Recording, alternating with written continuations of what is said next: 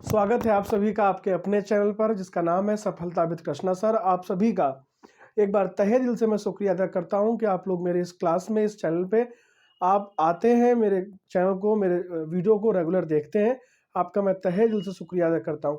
देखिएगा, आज लेक्चर 2 है। हम सब जानते हैं कि हमने इतिहास की श्रृंखला को शुरू किया है और इतिहास की श्रृंखला में आज हम सिंधु घाटी सभ्यता नाम के चैप्टर को लेकर के आए हैं, जो कि आद्य ऐतिहासिक काल में प्रवेश करते ही ये सबसे पहला चैप्टर है। और आपके इतिहास में या पेपर के किसी भी प्रकार के किसी भी चैप्टर से या सबसे ज़्यादा महत्वपूर्ण चैप्टर की मैं बात करूं तो सिंधु घाटी सभ्यता का नाम आता है। चलिए देर न करते हुए हम शुरू करते हैं, सीधे मुद्दे पर आते हैं कि आज हम जिस चैप्टर को पढ़ाने आए इसका भूमिका इसकी क्या है, इसके विषय में हम क्या जानते हैं। मैं आपको थोड़ी सी बात बता दूं। सबसे पहले आप मेरी बात को ध्यानपूर्वक सुन लीजिएगा, इससे आपकी भूमिका तैयार हो जाएगी और उसके बाद मैं नोट्स के माध्यम से आपको सिखा दूंगा, समझा दूंगा कि मैं आज आपको क्या बताने जा रहा हूँ। देखिए, सिंधु घाटी सभ्यता की यदि बात की जाए बेटा, तो सबसे पहले 1853 में से 1856 के मध्य हमें जिस प्रकार की अवशेष साक्ष्य प्राप्त हुए, उससे हमें पता चला कि सिंधु घाटी सभ्यता भी कोई सभ्यता थी जो वर्तमान जो हमारी जनरेशन है इसकी पौराणिक जो सभ्यता थी, इसकी वैदिक सभ्यता है। लेकिन वैदिक सभ्यता से पहले भी एक सभ्यता थी जिसका नाम था सिंधु घाटी सभ्यता। आज जो जनसंख्या है, आज जो जनरेशन हमारे यहाँ पर उत्तर भारत में रहती है, इसकी इसकी पूर्वज जनसंख्या वैदिक सभ्यता की है। जो ऋग्वेद, सामवेद, यजुर्वेद, अथर्ववेद के काल के समय के जो लोग थे, उस समय के जनरेशन आज हम लोग की जनरेशन है। लेकिन जब ये अवशेष हमको प्राप्त हुए तो इन अवशेषों के प्राप्त होने के बाद हमें ये पता चला कि नहीं, वैदिक सभ्यता से पहले भी एक सभ्यता थी जिसका नाम था सिंधु घाटी सभ्यता। सबसे पहले मैं ये शुरू करता हूं बेटा कि इस सभ्यता के विषय में जानकारी के साक्ष्य हमें कहां से मिलने शुरू हुए। तो इस बात को मैं आगे बढ़ाने के लिए मैं आपको बता दूं कि देखिएगा, हमारे देश में एक अंग्रेजी गवर्नर जनरल बनकर आया था जिसका नाम था बेटा लॉर्ड डलहौजी। अगर आपको मेरी द्वारा बताई गई बात समझ में आए तो आप कमेंट करके जरूर बताएं कि आपकी बात सर समझ में आ रही है। देखिएगा ध्यान से, लॉर्ड डलहौजी का कार्यकाल भारत में चल रहा था। वो एक अंग्रेजी गवर्नर जनरल था जो ब्रिटिश ईस्ट इंडिया कंपनी का गवर्नर जनरल बनकर के भारत आया था।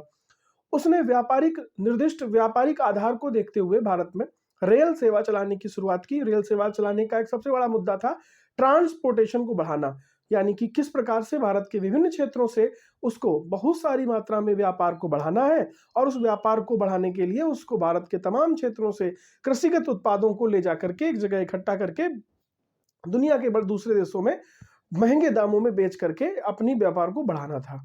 उसी को आगे बढ़ाते हुए वो भारत में रेल सेवा शुरू करना चाहता था।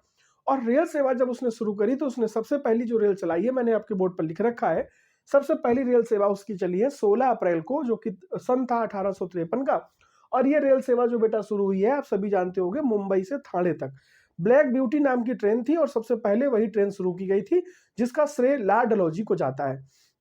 बेटा दूसरा इसका जो स्टेप था वो कि बंगाल में चलाई गई थी, लेकिन जो तीसरा स्टेप था ये लाहौर से कराची के मध्य में तीसरे कह सकते हैं कि तीसरे शिफ्ट में या तीसरे सेटअप में ये लाहौर से कराची तक की जो रेल सेवा चलनी थी, वहां पर रेल सेवा को चलाने के लिए जो सिविल इंजीनियर काम कर रहे थे उनका नाम था ब्रिंटन बंधु। लाहौर से कराची के मध्य, जो कि आज पाकिस्तान में पड़ता है, उस समय भारत का हिस्सा था।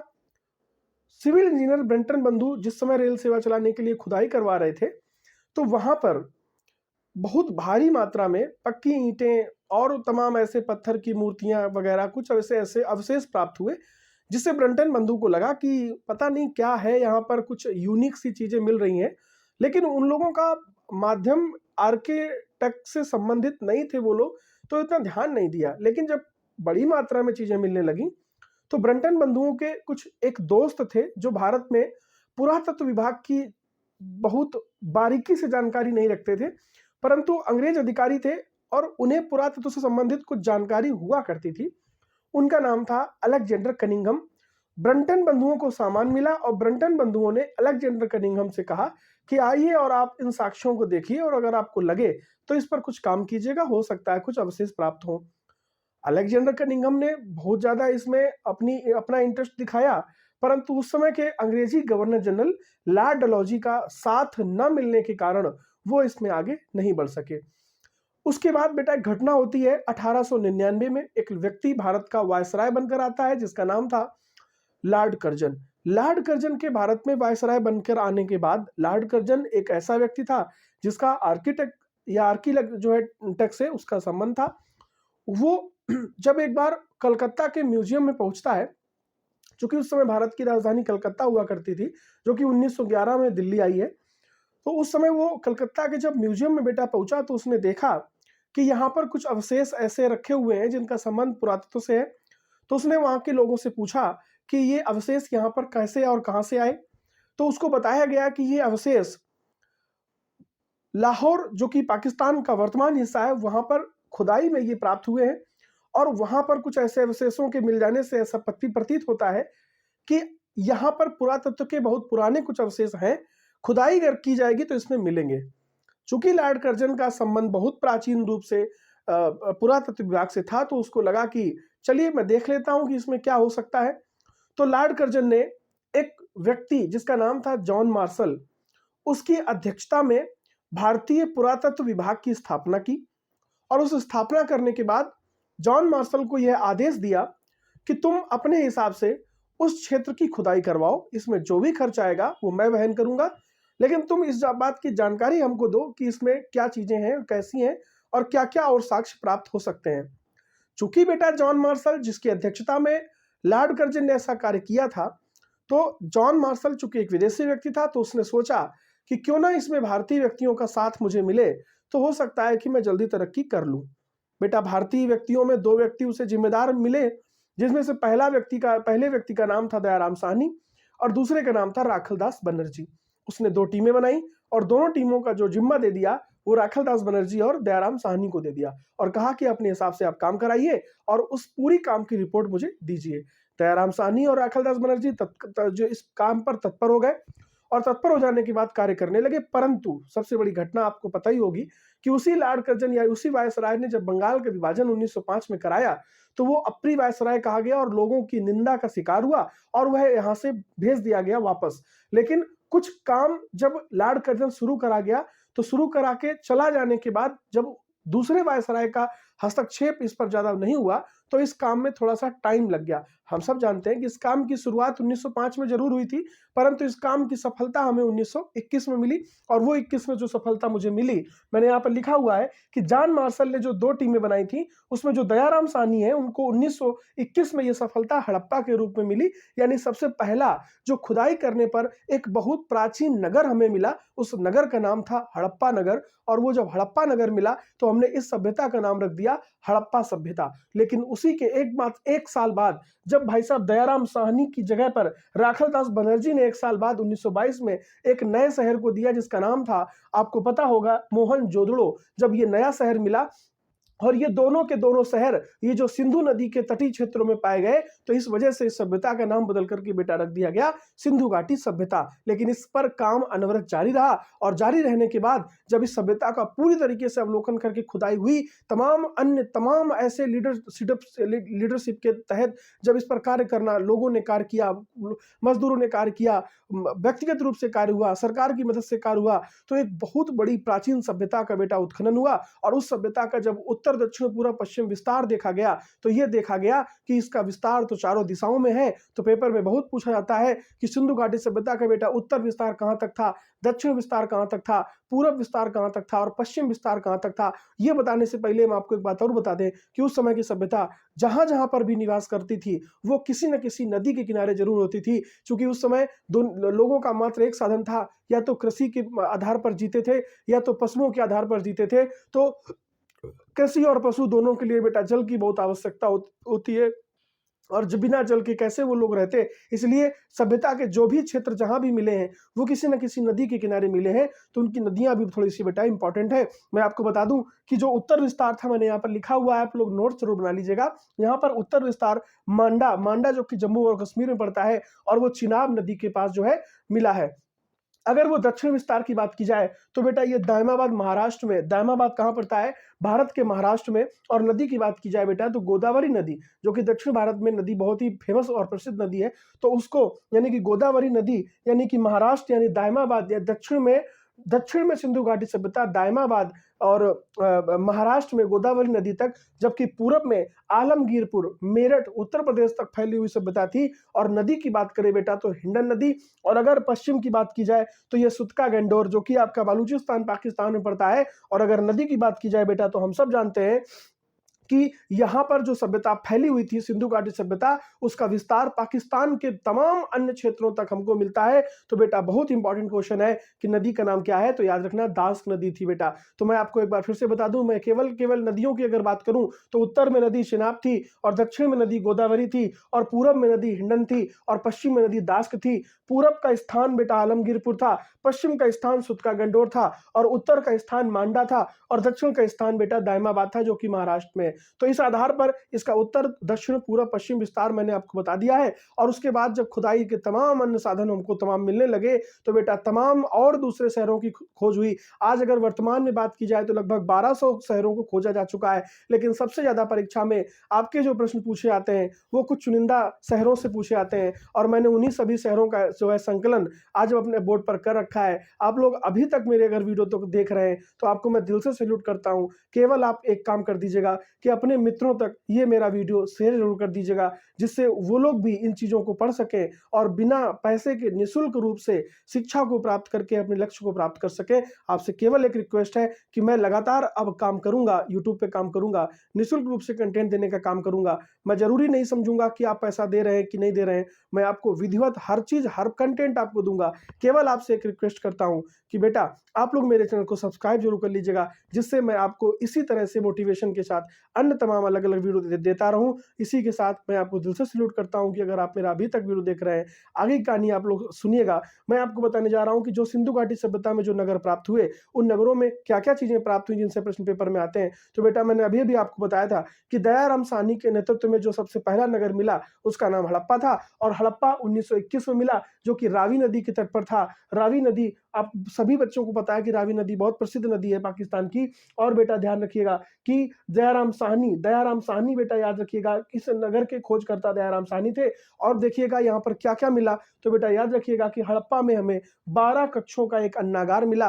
अन्नागार का मतलब जो लोग कृषि करते थे, कृषि के बाद कृषि के सामान को जब बेचते थे तो बेचने के बाद जिस जहां पर उस कृषिगत उत्पाद को रखा जाता था उसे अन्नागार कहते थे। और हड़प्पा का सबसे बड़ा भवन अगर पूछा जाए तो वो अन्नागार था। उसके बाद बेटा यहाँ पर एक R37 नाम का कब्रिस्तान मिला है। इस R37 का अर्थ ये है कि 37 कह सकते हैं कि जो दफन हुए जो मुर्दे थे, या हम कह सकते हैं कि जो दफनाए गए जो डेड बॉडीज थी 37 मिली है, 37, और इसलिए हमने उसका नाम R37 रखा है। इसमें से एक सिमिलरिटी थी इन सभी दफनाए गए डेड बॉडीज में, शवों में, कि इन सभी के शवों के जो मुंह थे वो उत्तर दिशा की तरफ थे, और पैर जो थे वो बेटा दक्षिण दिशा की तरफ थे। तो इस सिमिलरिटी की वजह से इस जगह का नाम दिया गया है R37। और हड़प्पा में अभी मैंने केवल 2 चीजें बताई हैं, एक 12 कक्षों का एक अन्नागार, और दूसरा बेटा हमने आपको बताया R37 एक कब्रिस्तान। और तीसरी चीज इंपॉर्टेंट है उर्वरकता की देवी।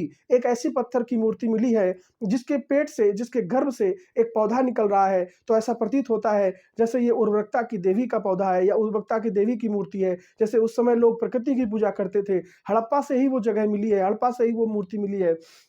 उसके बाद देखो बेटा जो बटन आकार की मोहरें मिली हैं, मोहरे का मतलब होता है कि जब भी किसी प्रकार के कोई व्यापारिक कार्य होते थे तो जो मोहर लगाने की काम होता था, जो आज स्टैंप जिसको आप मोहर बोलते हो, ये बटन आकार की, बटन का मतलब हाथ से पकड़कर ठोक देने पर बटन आकार की मोहर कहते हैं। ये बटन आकार की मोहरें बेटा हड़प्पा की जो है खुदाई से मिली हैं। उसके बाद कांसे की एक बैलगाड़ी मिली है। कांसे की बैलगाड़ी भले ही केवल एकमात्र दिखावा थी, लेकिन ये पता चलता है कि उस समय कृषि को कितना महत्व दिया जाता था। ये कांसे की बैलगाड़ी बेटा हड़प्पा से मिली है। परंतु अगर ये कहा जाए कि कांसे की नृत्य करती मूर्ति जो है बालिका कहाँ से मिली है, तो उसका उत्तर मोहनजोदड़ो होगा। लेकिन अभी केवल मैंने कहा कांसे की बैलगाड़ी, तो वो उत्तर बेटा हड़प्पा होगा। आगे सुनिएगा कि एक शंख मिला है, शंख नहीं शंख का बैल मिला है। चूंकि अगर बैलगाड़ी मिली है तो बैल भी मिलेगा, और शंख का बैल और कांसे की बैलगाड़ी ये अगर चीजें मिली है बेटा तो हड़प्पा से मिली है। 12 कक्षों का अन्नागार R37 नाम का कब्रिस्तान, और उर्वरकता की देवी और बटन आकार की मोहरें, और ये ये सारी की सारी चीजें बेटा हड़प्पा से मिली हैं। उसके बाद देखिएगा कि मोहनजोदड़ो जो है, मोहनजोदड़ो सबसे सब इंपॉर्टेंट है बेटा। मोहनजोदड़ो और भी इंपॉर्टेंट है कि मोहनजोदड़ो की जो खोज हुई 1922 में हुई है और सिंधु नदी के किनारे था। आर.डी. बनर्जी यानी कि राखल दास बनर्जी इनके जो है वो खोज करता थे बेटा। और यहाँ से क्या प्राप्त हुआ है, तो याद रखिएगा कि 12 कक्षों का अन्नागार तो हड़प्पा से मिला है, लेकिन विशाल अन्नागार अगर पूछा जाए तो वो मोहनजोदड़ो से मिला है। और बेटा याद रखिएगा कि नटराज की मूर्ति, नटराज का मतलब होता है, आपने देखा होगा कृष्ण भगवान की एक मूर्ति जिसमें कृष्ण भगवान एक पैर के ऊपर दूसरा पैर जो चढ़ा के खड़े होते हैं, इसे नटराज आकार की मूर्ति कहा जाता है। हालांकि वो कृष्ण की मूर्ति नहीं थी, उसे शंकर की मूर्ति मानते हैं हमारे सभ्यता के लोग, क्योंकि उस समय कृष्ण का नाम का पता नहीं था। केवल इतनी बात हम आपसे कहेंगे कि नटराज की मूर्ति मोहनजोदड़ो से मिली है। ऐसे याद कर सकते हैं कि मोहन कृष्ण का नाम है और नटराज भी कृष्ण का नाम है, इसलिए नटराज की मूर्ति मोहनजोदड़ो से मिली है। उसके बाद देखिएगा कि एक पशुपतिनाथ की मूर्ति मिली है। पशुपतिनाथ का अर्थ ये था कि एक पत्थर की ऐसी मूर्ति थी जिसके चारों तरफ तमाम ऐसे पशुओं के जो है चित्र बने थे। शेर सॉरी सांड था, घोड़ा था, इस प्रकार से जो तमाम पशु पीछे मिले हैं। तो चूंकि पशु पीछे थे मूर्ति के, इसलिए हमने उस मूर्ति का नाम पशुपतिनाथ दिया है। तो ये पशुपतिनाथ की मूर्ति जो है वो भी मोहनजोदड़ो से मिली है। उसके बाद बेटा हमने आपसे पहले ही बता रखा है कि नृत्य करती हुई एक बालिका का चित्र मिला है। कहाँ से मिला है, तो मोहनजोदड़ो से मिला है। आप हमारे साथ एक बार रिवीजन करिएगा कि 12 कक्षों का अन्नागार हड़प्पा से मिला है, जबकि R37 कब्रिस्तान बेटा वो भी हड़प्पा से मिला है। उर्वरकता की देवी हड़प्पा से मिली है। बटन आकार की मोहरें हड़प्पा से मिली हैं। कांसे की बैलगाड़ी हड़प्पा से मिली है और शंख का बैल भी हड़प्पा से मिला है। आगे सुनिएगा कि मोहनजोदड़ो जो कि 1922 में इसकी खोज होती है और सिंधु नदी के किनारे इसकी जो है खोज हुई और R.डी. बनर्जी यानी कि राखल दास बनर्जी ने इसकी खोज की है। उसके बाद हमने आपसे बताया है कि पशुपतिनाथ की मूर्ति मिली है, नृत्य करती हुई बालिका का चित्र मिला है। स्वास्तिक हम सब जानते होंगे कि स्वास्तिक कैसे बनता है। इस स्वास्तिक का चिन्ह जो है वो भी हमें कहां से मिला है बेटा, मोहनजोदड़ो से मिला है। और एक बात देखिएगा कि बहुत इंपॉर्टेंट बात यह है कि उस समय के लोग धनी बहुत होते थे। धनी होने का एक सबसे बड़ा साक्ष्य ये है कि हर घर में एक कुआं मिला है, और कुआं उस समय अगर हर घर में बनता होगा तो इसका अर्थ यह है कि हर घर के व्यक्ति जो है बहुत धनवान पैसे वाले लोग होते होंगे, तभी तो हर घर में कुआं मिलता था। तो इंपॉर्टेंट बात यह है बेटा कि जो कुआं सबसे ज्यादा जो है मिले हैं वो मोहनजोदड़ो से मिले हैं। उसके बाद एक मेकअप बॉक्स मिला है। ये बात थोड़ी सी हास्यास्पद लगती है कि उस समय भी सौंदर्य का इतना ज्यादा ध्यान रखा जाता था कि मेकअप बॉक्स भी मिला है। माने कि अभी तक मैंने आपको 2 शहरों के विषय में डिटेल से बता दिया है कि हमें मोहनजोदड़ो से क्या मिला है और हमें हड़प्पा से क्या मिला है। तीसरा नगर है बेटा चनहुदड़ो। चनहुदड़ो बहुत इंपॉर्टेंट इसलिए है क्योंकि चनहुदड़ो एकमात्र उस समय की ग्रामीण सभ्यता थी। वैसे सिंधु घाटी सभ्यता में जितने भी हमें अवशेष और शहर प्राप्त हुए सबके सब शहरी थे, बहुत ही अच्छे ऐसे शहर थे जहां पर ये कह सकते हैं कि धनवान लोग रहा करते थे। परंतु जो चनहुदड़ो है बेटा ये एक प्रकार की ग्रामीण सभ्यता थी। ऐसा हम इसलिए कह रहे हैं क्योंकि वहां के जितने भी भवन मकान घर बने थे वो सब कच्ची ईंटों के बने थे बेटा। और एक बात बता दें हम आपको कि जो चनहुदड़ो है वो सिंधु नदी के किनारे था। इसकी खोज 1931 में हुई है और M.G. मजूमदार नाम के व्यक्ति ने यानी कि चनहुदड़ो को खोज की है। अगला मैं आपको बात बता दूं कि लोथल नाम का जो शहर था, इंपॉर्टेंट बहुत ज्यादा है कि लोथल क्या था। बेटा लोथल गुजरात के क्षेत्र में पड़ने वाली जगह थी और लोथल एक ऐसी जगह भी है जहां पर पूरी तरह से विदेशों से उस समय जो भी समुद्र पारी देश होते थे, जैसे मिस्र की सभ्यता हो गई और तमाम सभ्यताएं हो गई, उस समय व्यापार जो दूसरे देशों से होते थे वो लोथल से होते थे। इसलिए लोथल को विमान नगर, पत्तन नगर या बंदरगाह के क्षेत्र से जाना जाता था और ये वाणिज्यिक राजधानी भी होती थी क्योंकि तमाम क्षेत्र के व्यापारी यहाँ पर आकर रुकते थे और आपस में जो डिस्कशन करते थे, चीजों की खरीद फरोख्त होती थी। इसलिए सिंधु घाटी सभ्यता की जो वाणिज्यिक राजधानी कही जाती है बेटा वो लोथल कही जाती है। और लोथल उस समय की सबसे प्रसिद्ध नगर भी था और बंदरगाह भी था।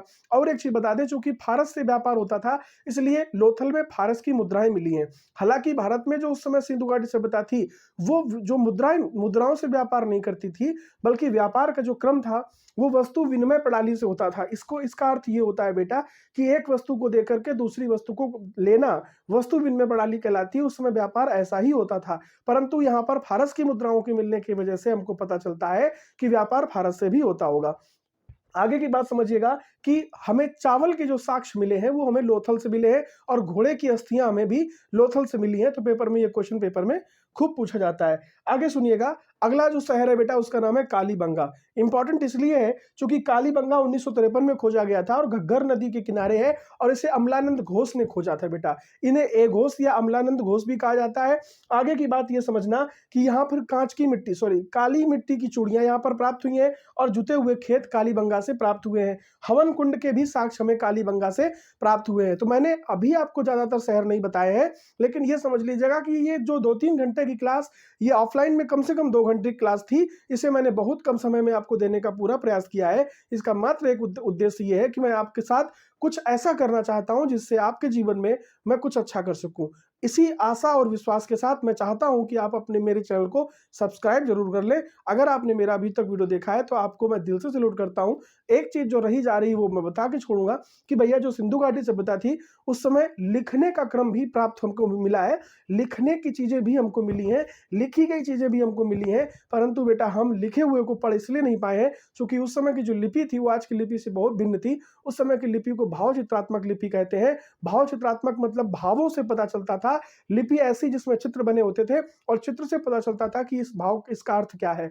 तो इसलिए उस समय की जो लिपि को नाम दिया गया है वो भाव चित्रात्मक लिपि दिया गया है। और इसी के साथ ये चैप्टर खत्म होता है बेटा। आप सभी को इतना दिल से सैल्यूट करता हूं। अगर आपने अभी तक मेरे चैनल को देखा है, अभी तक मेरा वीडियो आप देख रहे हैं, तो आपको मैं दिल से सैल्यूट करता हूं और आपसे पूरा वादा करता हूं कि अभी तक आने वाले समय तक मैं जितने भी ऐसे इंपॉर्टेंट वीडियो हो सकेंगे, मैं जितना ज़्यादा से ज़्यादा कंटेंट आपको दे सकूंगा मैं दूंगा। और मैं लगातार इस श्रृंखला शुरू कर चुका हूं, इस श्रृंखला को मैं लगातार आगे बढ़ाऊंगा और हर चैप्टर में उतना ज़्यादा कंटेंट के साथ पढ़ाऊंगा जितना आपके कंटेंट में होना चाहिए आपकी किसी परीक्षा को पास करने के लिए। आप कोई भी परीक्षा आपकी तैयारी कर रहे हो, आपका पूरा सफलतम रूप से मैं साथ दूंगा, इसी आशा और विश्वास के साथ। अगर अभी तक मेरा वीडियो देख रहे हैं तो आपको दिल से जरूर करता हूँ, लेकिन आप मेरे चैनल को सब्सक्राइब कर लीजिएगा। तब तक के लिए मिलते हैं आगे अगले वीडियो पर। तब तक के लिए सभी को नमस्कार, tata, bye bye, thank you.